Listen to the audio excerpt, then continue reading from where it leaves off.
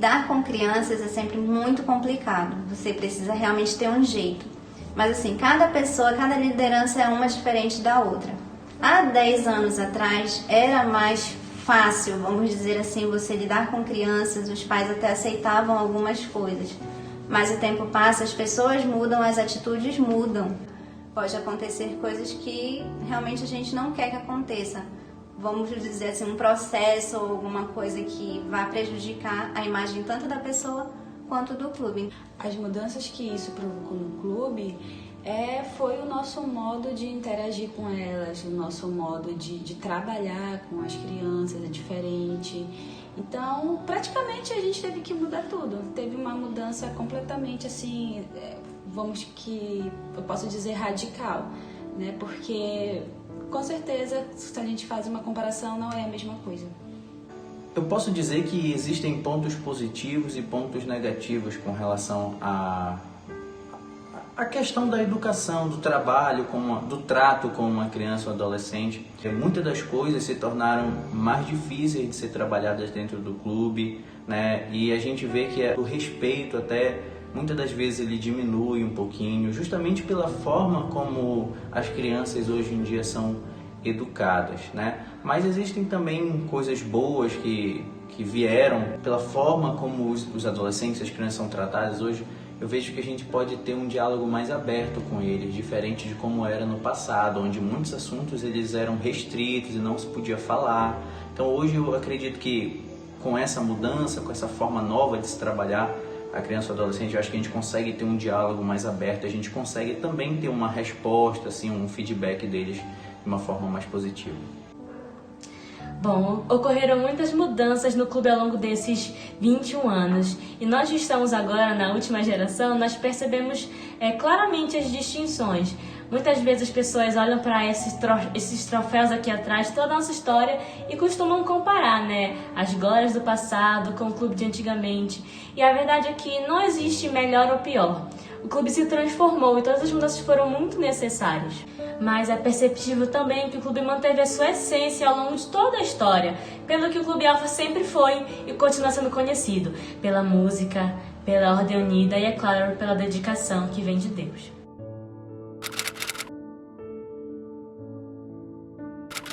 Um erro talvez tenha sido em alguns momentos eu querer resolver tudo sozinha, não chamar. Então, depois que eu vi que estava muito sobrecarregado, eu resolvi falar, resolvi realmente colocar, e foi um aprendizado de não fazer tudo só, e sim compartilhar para tentar, em grupo, fazer as coisas melhorarem. A quarentena foi um momento muito desafiador para mim, e eu caí no erro de pensar que tudo tinha que ser muito estimulante para que as crianças prestassem atenção. Então, as lives, as reuniões no Zoom, tudo tinha que ser muito divertido, muito estimulante, que ninguém podia faltar, elas tinham que se sentir motivadas. Então, toda semana eu tinha que fazer uma coisa diferente, uma coisa nova, uma coisa legal, e isso acabou me cobrando muito. Foi muito frustrante ver que as coisas às vezes não saíram da forma como eu queria. As crianças, principalmente na fase de juvenis, eles são automotivados. Então, eles não precisam de 1000 estímulos como uma criança pequena. Eles estão lá simplesmente pelo fato de estarem com o clube, de serem do clube, de fazerem parte do Alfa. Então, quando eu percebi isso, a minha caminhada foi muito mais fácil, porque o problema não está no programa que eu faço, mas sim na forma como eu apresento Deus para aquelas crianças. O centro do clube não tem que ser as atividades que eu faço, mas a forma como eu levarei meus juvenis até Jesus. A forma de um acampamento que eu fui propor era algo meio que parecido com o que a gente fazia anos atrás, né? E hoje a realidade atual, tanto de desbravadores como de pais, não é a mesma de 10 anos atrás. Eu queria de fato que fosse daquela forma, queria que fosse algo bem rústico, bem penoso até, justamente porque eu sinto que nessas coisas, nas dificuldades, a gente aprende muitas coisas. Eu queria que eles entendessem isso. Eu comecei a repensar e talvez considerar isso como um erro. Talvez para uma próxima vez eu vá pensar um pouquinho mais em realmente fazer ou não um evento desse estilo aí. Eu já tive vários erros dentro do clube, mas o que me fez refletir, na verdade, foi um período que a gente passou pelo acampamento, e aí eu sempre fui assim, deixa que isso vai dar certo no período. Eu, tipo assim, eu não me organizava antes, né? Eu tinha aquela coisa para fazer, um evento para fazer, mas aí eu deixava, não, vai dar certo, o tempo vai dar certo, e nunca dava, né? Então tudo ficava para cima da hora e aí eu ficava agoniada com as coisas. Mas eu aprendi bastante com isso e isso me fez ser uma pessoa mais organizada nas coisas hoje em dia.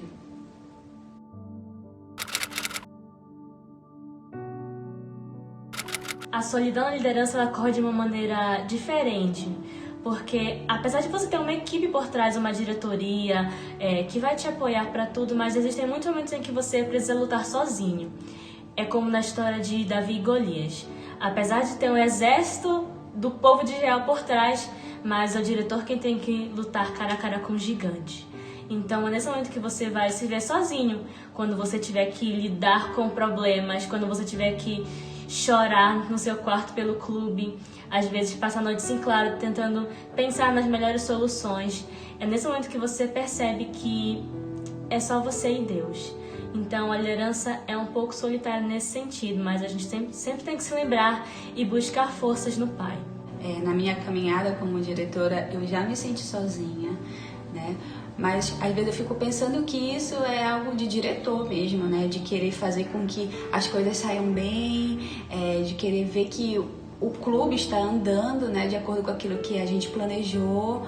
Mas assim, das vezes que eu me senti sozinha, também teve as pessoas que me apoiaram. Então isso me deu forças para poder continuar. Então essas pessoas contribuíram bastante para o meu crescimento como líder. Sim, sempre. Na verdade, muitas das vezes, né? Eu me senti sozinho durante o momento que eu estive aí sendo diretor do Clube Alfa. E existiam momentos assim onde a gente tinha planos, pensava nas coisas e tentava motivar a turma da direção. Aí a gente jogava proposta, pedia opiniões e às vezes nem sequer para responder, para botar uma mãozinha lá de ok, de tamo junto, não acontecia. Eu sempre digo que é melhor você receber um não do que receber um silêncio. Porque quando você recebe um silêncio, é como se a pessoa estivesse totalmente ignorando tudo aquilo que você está fazendo. E isso me chateava bastante. Eu confesso que eu ficava com muita raiva, às vezes dá vontade de tirar todo mundo. Olha, não quer fazer nada, não quer fazer nada, sai, melhor que tu saia.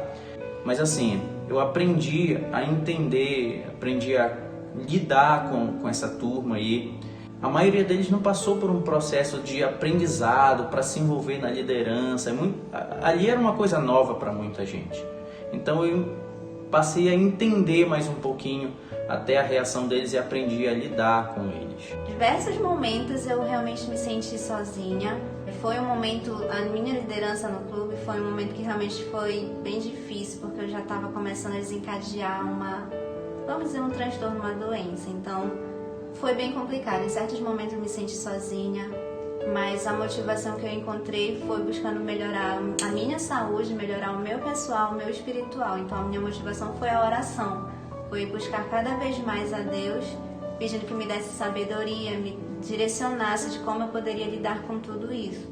E assim eu consegui realmente ir até o final e com as bênçãos de Deus caminhando junto comigo.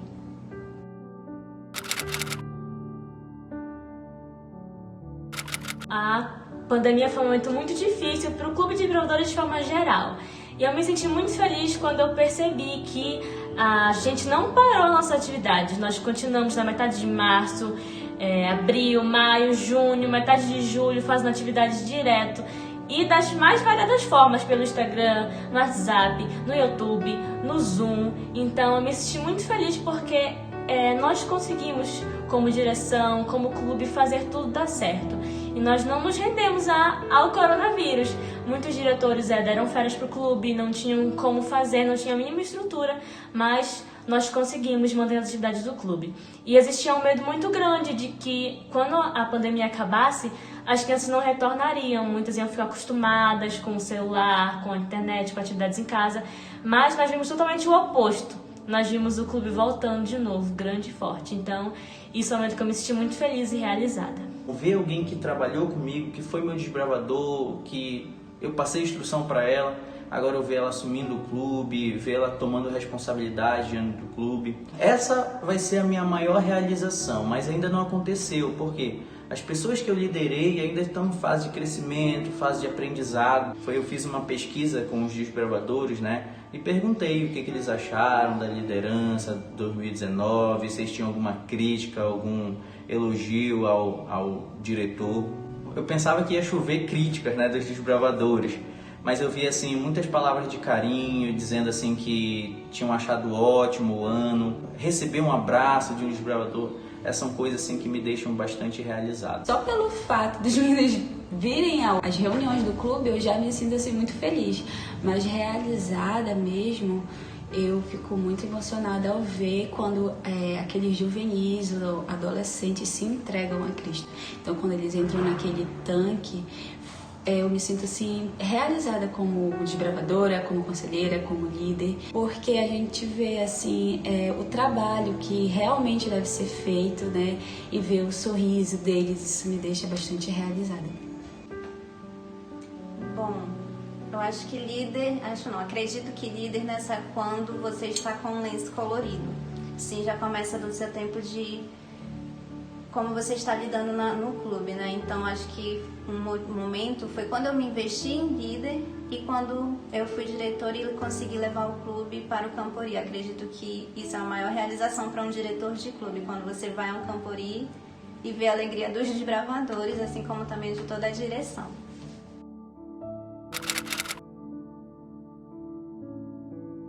Daqui a 5 anos eu quero estar em um Campori com o clube, com cada unidade aí na sua barraca canadense, padronizada, com as cores do clube. Eu quero ver um clube com uma fanfarra, quero ver um clube com ônibus próprio e aí eu posso morrer em paz. Eu tô brincando, mas eu sinto que esse clube, desde que ele começou, ele sempre foi apoiado e sustentado pelas mãos de Deus. Eu vejo que muitas coisas do que esse clube construiu, do que esse clube fez, foi porque ele contou com a ajuda de muitas pessoas, sabe? E nunca é só uma pessoa, nunca é só o diretor, nunca é só uma pessoa que consegue fazer as coisas. Mas esse clube, desde seu início, eu creio que ele conseguiu construir a sua estrutura, conseguiu construir a sua identidade com o apoio e com a ajuda de muitas pessoas. E eu imagino que daqui a 5 anos, talvez a gente vai ter uma estrutura melhor ainda, que a pessoa, os responsáveis pelo clube daqui a 5 anos vão ajudar o clube a crescer ainda mais, fazer com que esse nome, o nome Alfa, se torne ainda mais respeitado, mais do que ele já é. Daqui a 5 anos eu quero ver o Clube Alfa. Se Jesus voltar, eu quero ver todos mesmo no céu, de mãos dadas, juntos para o grande acampamento eterno. Mas se Jesus não voltar, eu quero ver o Clube Alfa grande, o Clube Alfa crescendo espiritualmente, um Clube Alfa guerreiro como sempre foi, aquele que não desiste tão fácil e que luta para sempre dar o seu melhor. Acho que isso é o desejo de todo mundo, né? Que continue tendo o apoio da igreja, que isso é muito importante, isso é muito fundamental. Tem pessoas que pensam que não, mas o apoio da igreja como um todo é muito importante para a liderança e até mesmo para os próprios desbravadores. Que o clube continue caminhando, que tenham pessoas que se dediquem a esse ministério, pessoas que realmente gostem, que possam levar as crianças que vão entrar, os jovens que irão entrar no clube ainda e os que possam permanecer, possam realmente levar a mensagem do Advento, né? Que é um dos nossos alvos, a mensagem do Advento a todo mundo nesta geração. Então, que possam vir mais gerações e gerações para o clube, que ele continue firme e forte nessa caminhada. Daqui a 5 anos eu quero ver a diretora Duda, a diretora Samela, a diretora Nicole, o diretor Andrei e muitos outros diretores, mas também quero ver o clube sendo campeão de Ordem Unida na divisão sul-americana. Mas a verdade é que não sei se vai existir muito tempo até Jesus voltar ainda. Mas acredito que todas as conquistas materiais virão como consequência, se o clube continuar sendo o alfa na dedicação e no esforço, e se o foco continuar sendo também a salvação de outras pessoas.